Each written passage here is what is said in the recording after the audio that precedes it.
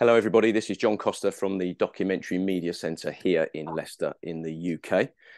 Today, as part of our 16 days of activism, I'm delighted, I'm incredibly honoured, actually, to be joined by Natasha Gunaratne from Perspective South, which is something that I came across on Instagram.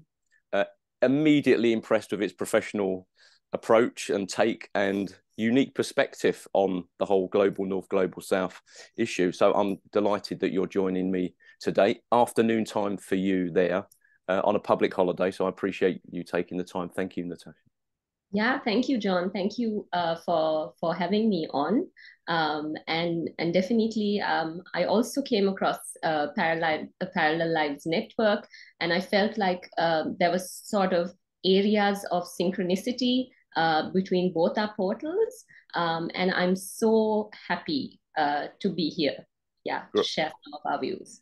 Brilliant. Well, thank you very much. I mean, what's interesting, I think, is with the Parallel Lives Network, you say to people, that the aim really is to have an archive and try and collect travel guides because that's a fixed point in time when they were published rather than the sort of, forever editable internet and maps. And I'm very lucky. I come in some days and people have pushed newspapers through the door from Nigeria that they've got for me because they know I collect newspapers and maps and guidebooks and stuff. And it was really about trying to take that documentary aspect of you can watch a documentary but put a Q&A on so people can ask questions of those in it with lived experience and why someone made the film, but also to kind of push back against some of the streaming channels where it's easy to have all of this documentary stuff, but there's no context to it when you finish watching it. Okay, who do I speak to? And so you're left to your own devices still to try and hunt down people that are telling their truth, but it's still a global North truth about those particular issues. And that's really where the network came from, knowing various people and saying, well, actually, should we just throw a loose blanket over all of us and just say, let's all just make sure that we're pulling in the right direction so that we can help you to get your content seen in the places where it needs to be seen, which is educational settings, and supporting people to be able to create content, not do it for them, actually support them to do it, but then make sure that that's, honestly reflected and shown to people to be able to say, well, actually, this is the real global south, not the fetishized version of it, or the we always get it here with do they know it's Christmas time song, from Live Aid back in the 80s, and you just think, well, what's changed? And what I liked about your platform here was it's called Perspective South, but it's about changing the perspective of what it's seen, and I think you do that very well. Was the behind what you were doing as well, because your work in sort of law and stuff is important, isn't it? Yeah. Thanks, John. Yeah. So I have experience. I think I was always sort of drawn to this area, even though I didn't realize it maybe at the first part of my career. So as you know, I'm from Sri Lanka. And if I give you just a very brief background so that it kind of pieces together how Perspective South came together. Even after I finished my schooling career, I had to wait 2 years before I actually knew if I was getting into a national university here because we had an internal conflict going on in the country and there were so many closures. There was about a 2.5 year backlog at that point in time. And then when I actually went into university, I really thought that I was going to focus on literature, on the arts, that sort of thing, because I had a passion towards writing. But somehow I was drawn towards international relations. I found it so riveting to study about global politics, about the sort of various political narratives in the world. But I also constantly felt like there was a little bit of a gap in terms of what we were learning, especially since we were a bunch of students here in Sri Lanka, in the capital in Colombo, and we were learning about these amazing theories, but we didn't really have a sort of breakdown of how local analysts or analysts from the global south felt about that. So at that point in time, I was actually drawn a little bit towards TWAIL theory, which is third world approaches to international law, which I found very interesting And then when I went off to kind of do my master's, I actually had a lecturer for a short period of time who was from Nigeria, who actually was an expert on that area of study. And that really formulated a lot of the sort of thoughts that I had had about global politics, but it can kind of gave me concrete concepts to work with. I'd also worked in diplomacy. And so you kind of tend to see, I know lots of people sometimes call the UN a talk shop, and that is a part of it. It's an amazing organization, and it does a lot of work. And I think for multilateral affairs, it's very important. But yes, there is an aspect of it that makes it seem like a talk shop sometimes. And what happens at this talk shop is you have different voices of different countries, but what it does is it kind of splits it up into global North countries and global South countries. And then you have the different discourse and narratives kind of clashing, a polarity. And some of it, because of the way the world is structured, like you said, even with your work, sometimes there is a sort of dominant perspective or narrative that formulates what the global South looks like. And that might not be true or truth. And as you say, you have this network of people who really feed into what their countries are actually about. Or you watch a documentary about one of the countries and then you think, now what? And it's sort of the local people and the local voices that really feed into the larger picture. It's not to say that the picture that is sometimes portrayed from the global North, that it's not true. It is a piece of the puzzle. But at Perspective South, what we want to do is we want to feed into a sort of larger picture, so that you are seeing different sides of the story. And we're hoping that in turn that will sort of change the perspective of what the global South is kind of looked like. And I thought it was very interesting that you brought up this concept of guidebooks or travel, because I have just one story in terms of I teach international law as well. And one of the students we had last semester, she was a little bit worried because she didn't really have a background in international affairs or anything. She had worked for the travel industry, and then she wanted to kind of move in to this area of study. And so she was really worried that she wouldn't be able to grasp some of the concepts.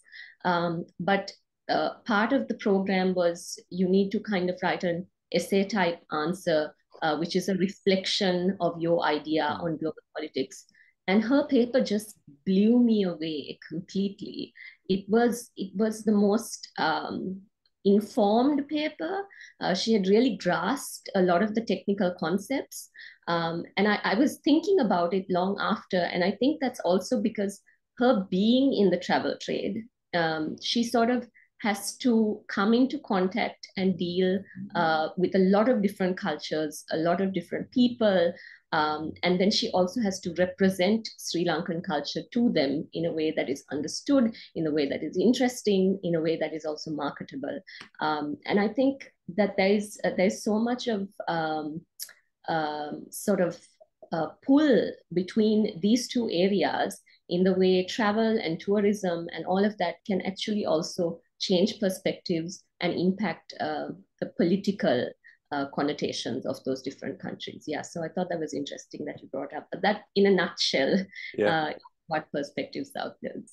Well, that's amazing. Like I said, I'm kind of in awe of what you do, really, and inspired as well by the content that you put out. And I want to talk specifically about Instagram in a moment, but I'll just touch on the travel guides because it's interesting. Because for me, it's particularly if you can get a travel guide about the same country that's sort of 10, 15, 20 years apart, so to the early Lonely Planets and Brent and all various guides that are there, from the 70s and 80s, when it was very much around about you were putting yourself out there to go and visit somewhere. And you have to kind of learn what the local politics is or what the context is to why you should go and visit, even though apparently there's a dictator in charge. And of course, it's most of it then comes back to, you know, being British, either, you know, a sort of an imperial colonial past of us or a European country on that place.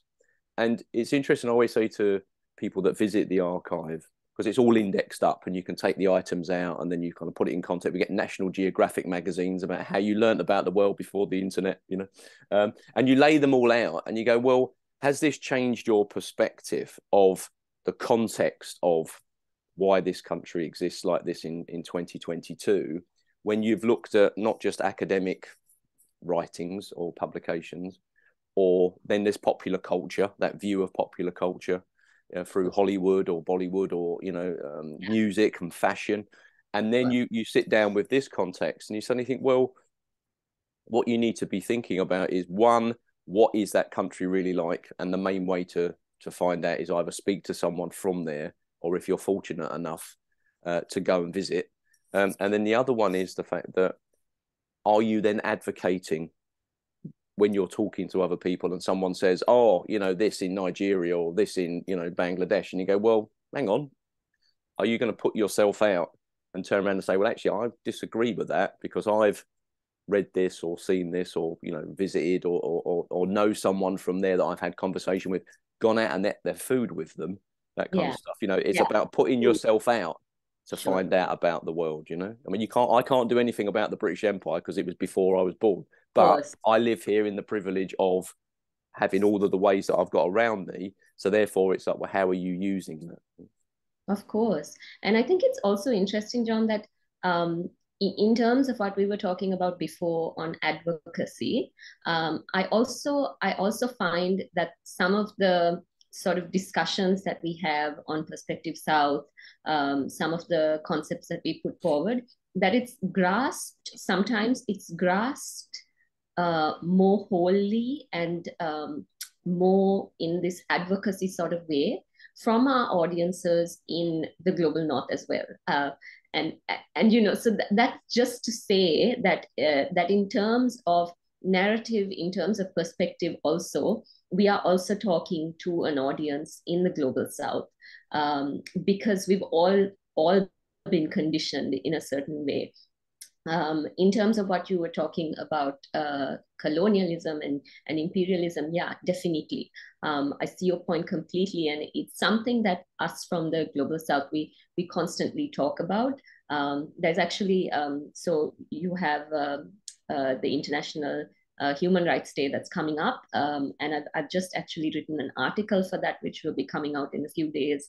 And I touch on this idea of colonialism, but I'm touching on it because I'm also trying to explain sort of root causes of why developing countries are known as developing countries, in terms of what they had to go through, where they're at.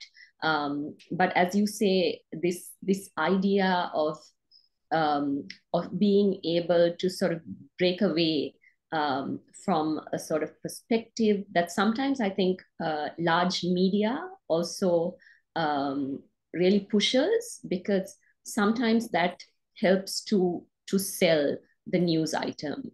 It helps to really get the likes, as you say. Yeah, so a lot of what we do is we also break down some of the stories that are out there. We try to break it down and give you a different perspective. You were talking about, for instance, about people who go to those countries and then they are, in turn, they can have the choice of being an activist, so that when they come back to their home country, there's a conversation going on about, you know, the dictator or this country is like this, then they can actually speak up and say, well, we've been there, we've had the food. And we found an interesting ongoing example of this with the World Cup. I was going to mention your Qatar post, which I thought was absolutely genius. Yeah. We have another one coming up actually, but I found it so interesting because all the way coming up to the World Cup, it was so politically charged, and that's not to say that those issues don't have weight. They really do. They do have weight.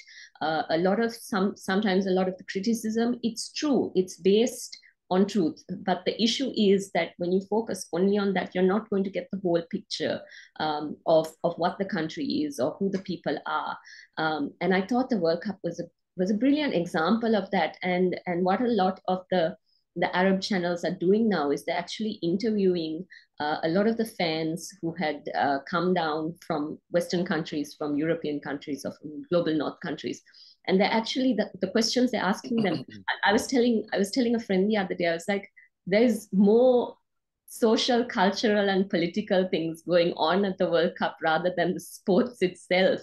And I don't the football's the vehicle. Everything is around it, isn't it? Yeah. But it really is. It really is, and it's a fine example of sports diplomacy as well, and how it can work, and how sports can work as advocacy as well. For instance, that picture of the German team, with their hands over, it's a great vehicle to use.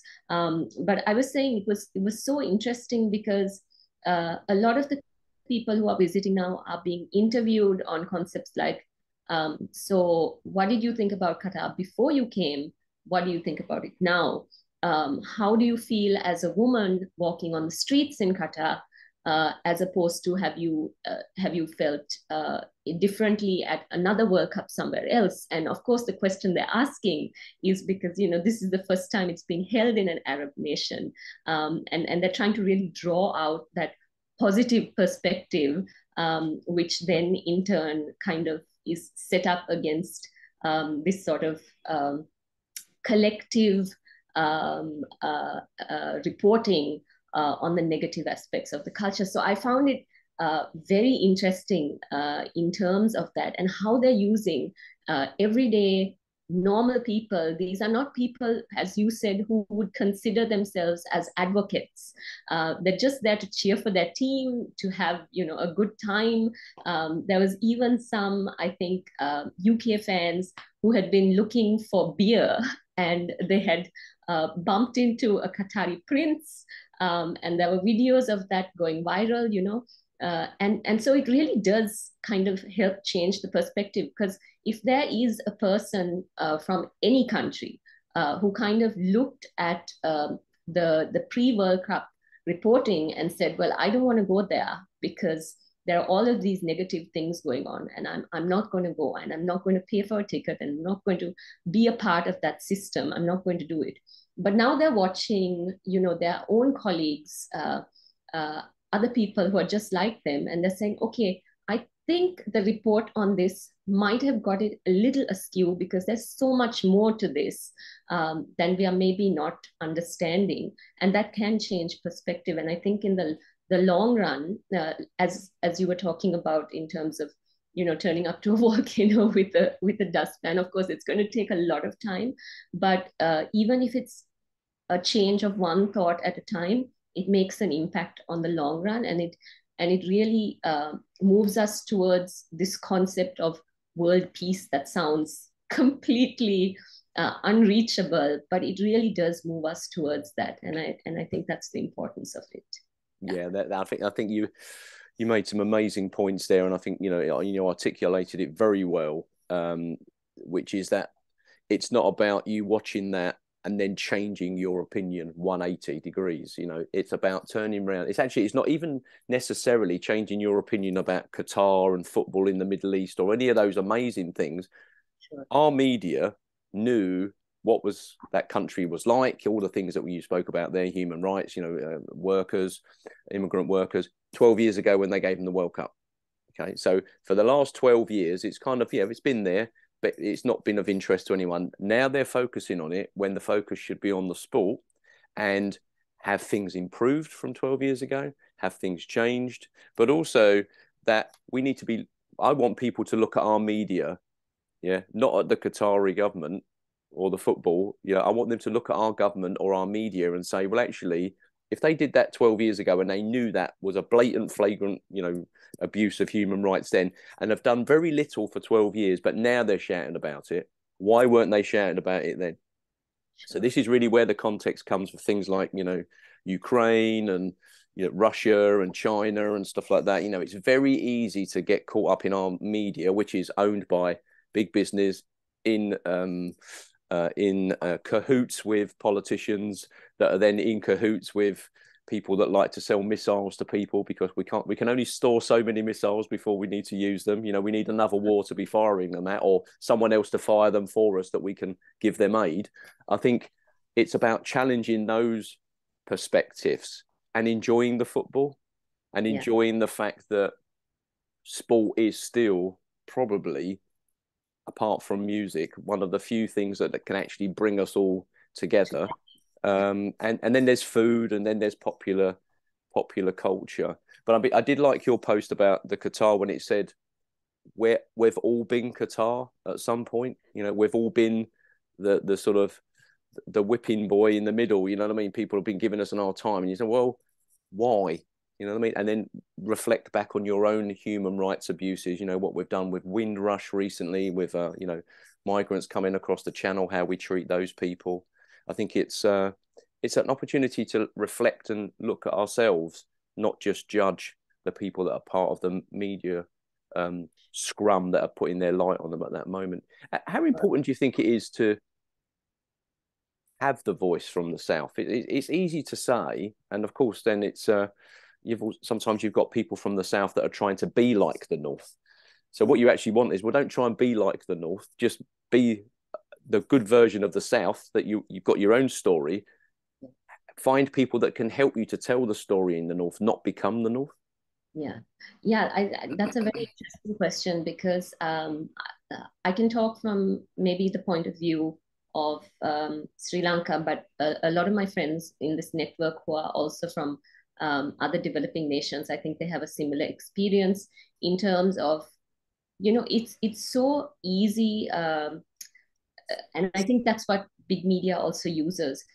It's so easy to get polarized, and it's so easy to kind of be put into a sort of box or labels and that sort of thing. And for instance, a lot of times in developing countries, when there's activism on different things, for instance, on human rights, on sort of political accountability, on these sort of themes, when there's activism done on that stage, something that local governments will use as an excuse is, you know, these are arms of Western governments, or these people are being used for sort of internal intervention by external forces. And there might be, you know, a sort of semblance of truth to that. There might be situations where that has happened in the past. Let's say in Latin America, for instance, you know, there's been a lot of that. But that doesn't mean that is always true. But the point is, they can use that as a sort of excuse to not go any further on certain human rights portfolios or making things better, because they can use that as an excuse, because it has happened in the past. And even with the decolonization movement, we have to go back to that. There were all of these situations that happen that now local governments can use as a sort of excuse. So we try also to kind of move from that and make the discussion a little bit deeper, a little bit more complex in terms of looking at human rights portfolios, also from the point of view of a global South lens. And so something that we constantly say is this idea or this notion of human rights being a sort of Western pushed agenda is not really true, and that our governments need to kind of move away from that. Because if you look historically at these different developing countries, we might have not had the language for human rights in the concept that it's used now by multilateral organizations, intergovernmental organizations like the UN, but it was very much enshrined into the society of that time, into sort of collective rights, a concern for the collective. It's still sort of enshrined in terms of the role of the family, the social context of that. So, you know, those issues are very important still. I was also looking this morning at some of the images of the Moroccan team in their sort of historic win, and a lot of them just kind of beeline to the stands where their parents were sitting, and there was one mom who kind of squeezes the face of this one of the main players, and that's giving you an insight into Moroccan culture, and it's giving you an insight into what's important in terms of human rights also to Moroccans. And so I'm also trying to see, and this is also breaking away from my own biases, from biases that we invariably have, no matter what, to kind of see where there is sort of leeway for North and South to agree that this is something that we can agree on, and this is not North or South. This is not going into a sort of natural law sort of understanding, but an understanding that these things are important to all of us.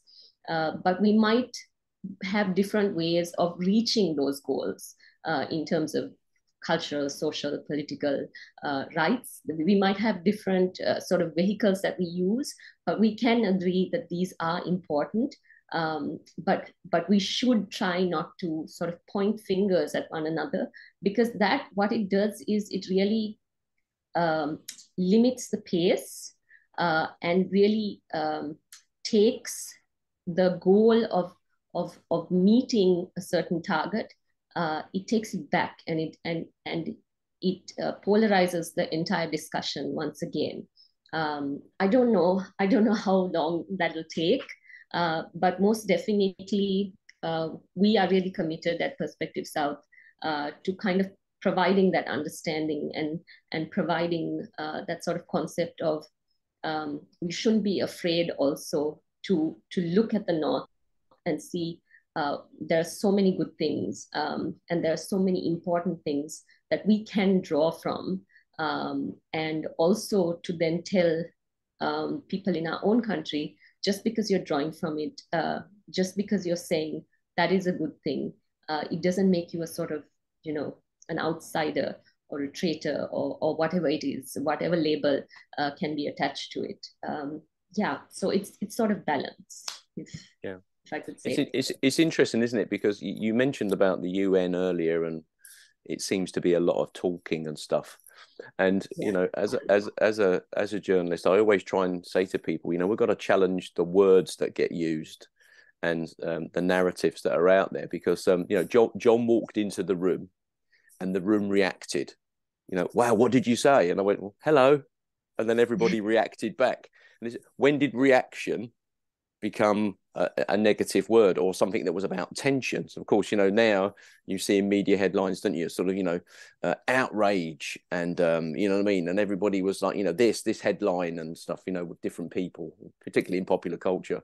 Whereas for me, I think a place like the UN or the COPs, like COP27, and like, so, well, everyone's talking. You go, well, that's a good thing, isn't it? When did everybody talking become a bad thing? I want to know is, if everybody talking, that's great, because that's better than fighting. Are we making progress? And are the people around the table the ones with not only a stake in the game because it affects them, but there's genuine, meaningful equity at that table because they've got the lived experience, but you might have a solution. So it's how do we work together on that? And what I like about everything that you do with your social media posts, particularly on Instagram, one, they're incredibly colorful, which is great, so it always makes sense, is how you always try and balance how things like China's presented and Russia and stuff, but also things like the diplomacy of art and culture amongst global South countries, as in, are we as global South countries, are we sharing enough amongst ourselves in order to be able to represent who we genuinely are to the North? And I guess that's really where something like the BRICS countries comes into it, isn't it? And even the countries that want to join BRICS and sort of expand it a little bit. Is that a better way of having a block of countries that are representing their rights for the first time, rather than, something like the UN or the, IMF? I love your short film, your little 4-minute film, which introduces what Perspective South is, and I'll post that on this blog post as well, because I think that's really important. When you watch that, at the end of it, you sit there and go, yeah, it's really kind of, it's about not saying to people you're wrong. It's about challenge your own perceptions, not only of us, yeah, but of where you are and those around you. And I think that's what the perspective change is really about. It's a reflective change as much as a change your own perspective of the global south. Yeah, yeah. And I think it's interesting that ever since I started Perspective South, it's been about, I think, eight months now. But ever since I started, I've also had to challenge some of the ways that I've thought about things. Because when you're really breaking it down, and it's good with Instagram because you have only a limited amount of slides and a limited amount of words that you can use. So you really have to sort of filter it down. And while you're doing that, you start to think, oh no, but why am I thinking that way, or why am I saying it that way? And then it really does come down, as you said, to the sort of biases that we sometimes we know we have, but some of the biases that we don't understand that we have at all. Um, in terms of your question, you referred, sorry, you asked me a specific question just now, and I seem to have rattled off and moved away from it. we're meandering, don't worry. Yeah. It was more, okay. I think it was more about sort of, talking, you know what I mean? Oh, the UN. Yes, you were talking about the UN. Yeah, definitely. I agree with you 100%. Talking is good, talking and listening is good. And that's invariably what happens. There is a criticism regarding the UN being a talk shop, like I said, but it's an important space for that talking to happen, because there is something that is being said, and it's usually a sort of national standpoint of a particular country or a collective group of countries. And then the next area that you talked about in terms of how we pointed out that there needs to be a sort of more collective voice of developing countries or global south countries. Yeah, I think one of the main areas that we constantly talk about is the NAM, the non-aligned movement. And so the non-aligned movement came about soon after the decolonization movement, and then we were going into a sort of intense Cold War with the US and the USSR. And then there was this group of countries, former colonies, which thought, they don't want to be sort of aligned to any political bloc. And it was not a case, I thought the very interesting thing was, it was not a case of them saying, no, we're not going to do anything with the US and we're not going to do anything with the USSR. They were saying, look, we're going to have friendly relations, which is part of the UN Charter. It's like a focal pillar of the UN Charter. We're going to have friendly relations with all states, and it won't matter to us what sort of political bloc they came from. They can be democratic, they can be communist. It doesn't matter. We're going to maintain friendly relations with those states. And I found that that's something that's really, I think it resonates with me. And sometimes even when I talk about it with a group of friends or colleagues, or even during academics, there will be a question of, okay, but would you maintain, for instance, if you were taking the lead, would you maintain friendly relations with this country or with this leader? Because we all have certain ideas in our heads about certain leaders or certain countries or whatever. And my answer would always be yes. And I think even that 4-minute video is sort of a questioning of that, of who we see as good guys and who we see as bad guys. And can we actually move away from that and kind of see the gray across the board, or maybe the colorfulness across the board, and just kind of say, we're going to try and be friends, because even then by association, maybe we're going to see things in a different light. Maybe we're going to draw from each other. And I think that really provides more um, to international order than a sort of polarization um, and moving away from friendly relations. I think maybe one of the example is how Turkey is managing this right now with the issue with Ukraine and Russia, and how they're moving in as a mediator. They're part of NATO, but they've also maintained good relations with Russia throughout. And they've kind of come in as a mediator. This grain deal was solely sort of led by Turkey and, of course, the UN. I think that's a really good example of how a sort of perspective change can benefit the entire world. It would have been a completely different ball game if Turkey, just decided, well, yeah, Russia's the bad guy. We don't need to talk to them. We don't need to do anything. Doesn't matter if all of these other countries are going to kind of starve with grain not coming out of Ukraine. It would have been a completely different picture. But Turkey's able to kind of take that role on. And I think they've done a very good job of it in terms of diplomacy. Yeah. Yeah, it's an interesting time, isn't it?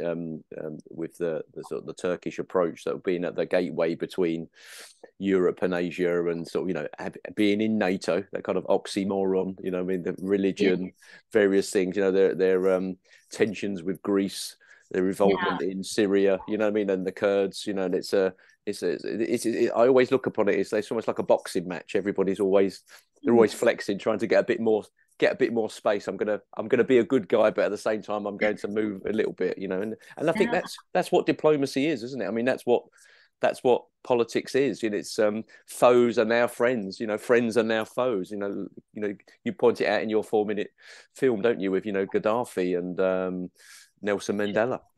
People like that. There's so many people that are, 1 minute they're pariahs, and the next minute they're sitting around the table with the great and the good, doing things and making in bold statements. And I think what's interesting, I wanted to just get your perspective on this as well. Obviously, our Queen died recently, Queen Elizabeth II. That kind of long period of time, that pillar, if you like, of our nation, I guess, when it comes to, and of course, it's very much dressed up in public service and all that sort of stuff. And because she served in the war as well, people like my gran, who's no longer here, she couldn't do any wrong because she'd served. They didn't leave London during the bombing, and all these things that are used as a way of framing the narrative around a particular individual.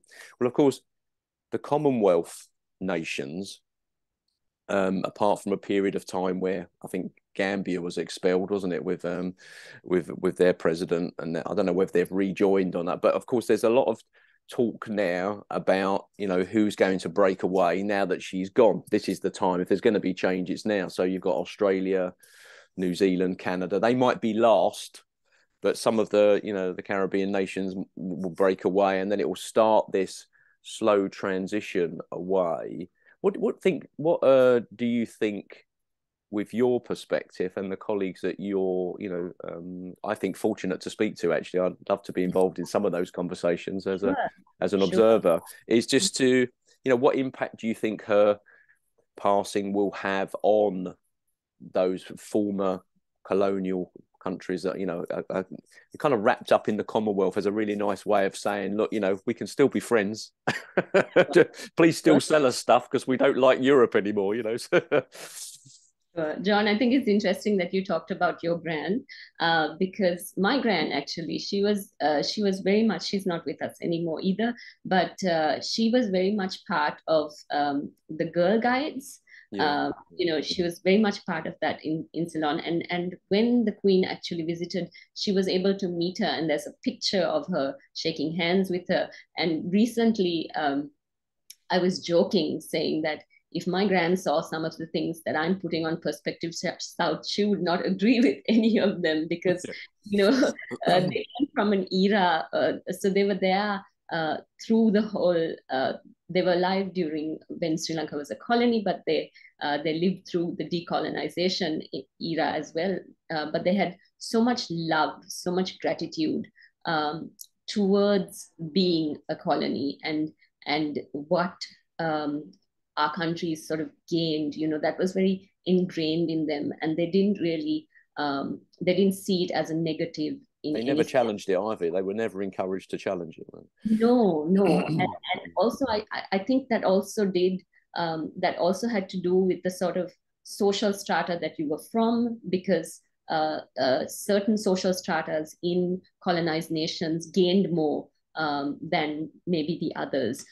So it was that perspective as well. But we had done a post when the Queen passed away regarding her sort of relations, and I felt like we needed to do that post because it was also providing a different perspective of how some of the former colonized nations looked at it, of her sort of uh, viewpoint, which was uh, in opposition to what the United Kingdom was doing with certain nations, including with South Africa, with apartheid South Africa, and her sort of relations with Nelson Mandela at that time, which was in opposition to some of the policies that the United Kingdom was taking at that time. So we had made a point about that. But yeah, what you're talking about now, definitely, I think there will be some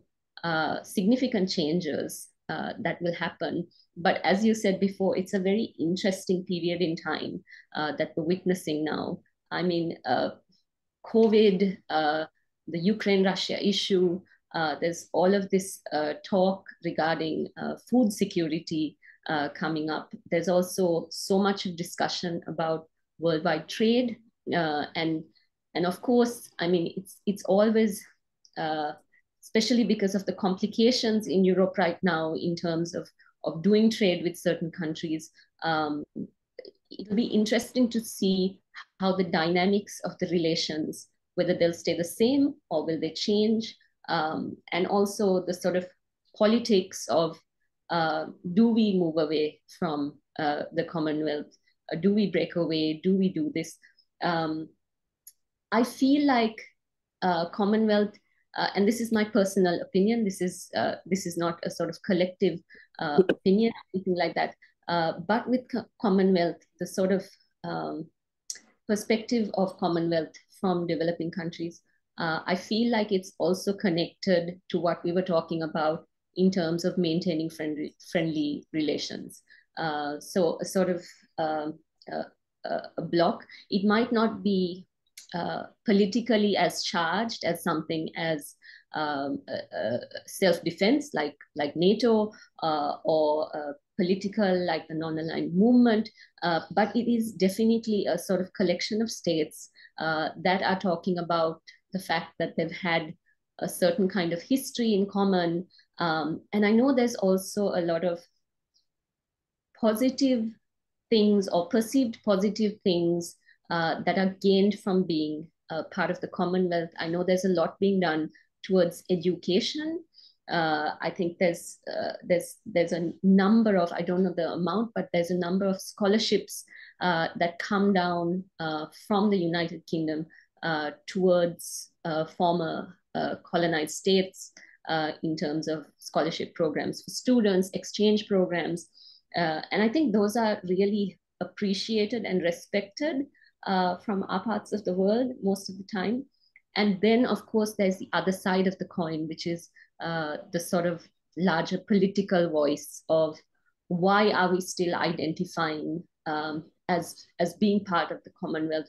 Why are we not yet breaking away? And we should do this, and we need to do this. And as I think, because of the sort of complex time that you were talking about that we live in, there's also this a greater pull towards nationalism that's taking place.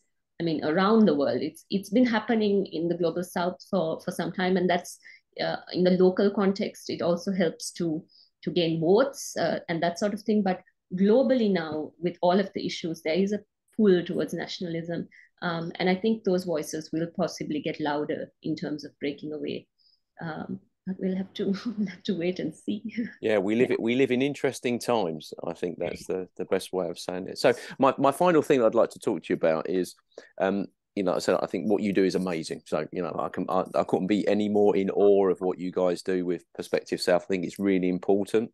And the fact that also that you've got a global perspective, not just on the South, and it's about, you know, as you said, dialogue and changing perspectives as well. I was talking to an academic colleague last week, and he wrote a book called The Hopeless University, Professor Richard Hall, and he's saying about, like, you know, it's a structure that doesn't function here anymore now. We almost have to start again. So I said to him, so is being hopeful an activist act? You know what I mean? Just believing that things could be better and stuff. And I think you've kind of answered that, but, you know, maybe give you a chance to just round off your part of this interview by saying, well, yeah, you know, I'm very hopeful, or the reason I'm hopeful is because of this. I think that's important. Yeah, I think I started off by talking about how when I went to university, how different concepts in international relations really had a pull on me. So when you're looking at the different theories or lenses to look at the international system, you have realism and you have idealism. And I know when I started off in university, I saw myself as a realist. And some of the concepts of realism is you think every state has the capacity to kind of do something bad, and so you have to get into the arms race, and you have to not even talk about disarmament. You have to go into like weapons race.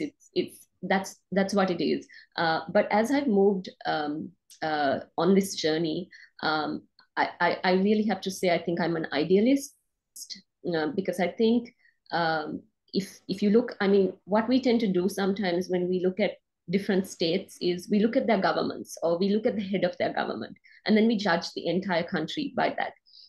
But every state is really its people, you know, and sometimes the government that is there because of their people, and maybe some of the traits of the leader or some of the traits of the government is really a sort of amplification of what the majority of the country wants, but it doesn't necessarily mean it's what the country as a whole wants. And I think as a whole, as a people, all of us, whether it's at the individual level or at the collective level, we're all looking for some peace, you know, peace of mind, just the ability to kind of wake up every day and have a roof above your head, have finances coming in, have food on the table. And this last 2 to 3 years, I think, have really put that to the test in terms of COVID slowing down trade, slowing everything down. And then you have the Russia-Ukraine crisis that has given way or exacerbated an economic crisis. And Sri Lanka is known as the first domino to fall globally in terms of this. But I think everybody is sort of feeling that. And I have to say, I'm an idealist in terms of believing that all of us want to go to a place where we can get along, where we can understand one. Maybe I won't say get along. That just sounds maybe a little too idealistic. But I think I'm loving it. I'm loving it. Yeah, just keep going. Just keep going. It's good. Yeah. But I think all of us want to get to a place where we can understand each other better, but more importantly, be understood better. So something that I do, you know, when we just started Perspective South, I wanted to talk about it with my past lecturers, because I also want to show gratitude to everyone who has taught me up to this point, because I feel like everything I have is a collective of all of those conversations, all of those classrooms. So one of my international law lecturers, I had messaged and I had said, we're starting this, we're doing this, here's the video. And I was so excited. And I got back this email, which was like, who are you being funded by? And why have you added these people on your video? Do you not know that they are tyrants? And it was a hard email to sort of digest, because but I took a day to just let it sit And then I responded and I said, I have to tell you, we're not funded by anyone right now because I want to have the freedom to like the states that I like without being funded by them to tell me how I should be thinking about them, because that would really disrupt the whole point of Perspective South. So that was one of the key things. And the next thing I said is, you're calling these people tyrants and dictators and all of that, and that's fine. That is a perspective. But what we want to provide is another perspective. And I think about it all the time in terms of day-to-day life. I'm sure there have been moments in my life where somebody has looked at me and thought, oh my gosh, like, I don't want to have to deal with that person, or what is that person doing, or whatever. But I would like to think that somewhere down the line, they would think, okay, that was one facet of her personality, or that was one facet in her journey through life, but that is not all that she is. She is so much more, and it wouldn't be fair to judge me by that one moment, one negative moment that somebody encountered me in. Yeah, so I'm an idealist. Yeah. Short story. Brilliant. Story. Yeah, excellent. So yeah, activism of hope, of hopeful. You're hopeful. That's and I think it's so true. I would say to people, you've got to see the good in people. Why are people thinking like that? And have you ever met anyone from that country? So how do you not like that country? That's very hard. That's a very entrenched position of which you'll find yourself very difficult to recover, because you've turned around and made it very clear to everybody you hate those people.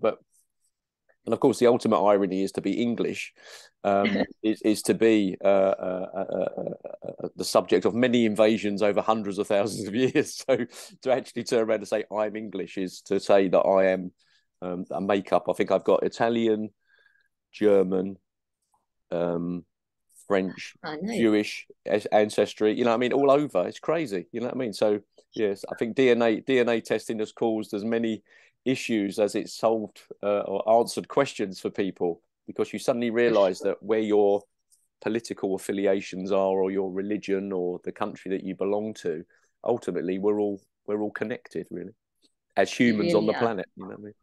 We really are. We are connected, and I think that's why some of the COP discussions are so important, because it's not talking about what political system we have. It's not talking about any of our traditions or culture, but it's saying, look, we are one people on this one planet, and we really need to do something together to sort this out. So yeah, Brilliant. I think at the end of it, yeah. Suspended on the pale blue dot, just hanging in space. I mean, it's a great concept, isn't it? Makes us feel very small. Listen, thank you very much for taking the time on a public holiday there in Sri Lanka. I really appreciate it. And I look forward to reading your Human Rights Day post when it comes up. So much. Thanks so much for having us, John. It's really a pleasure.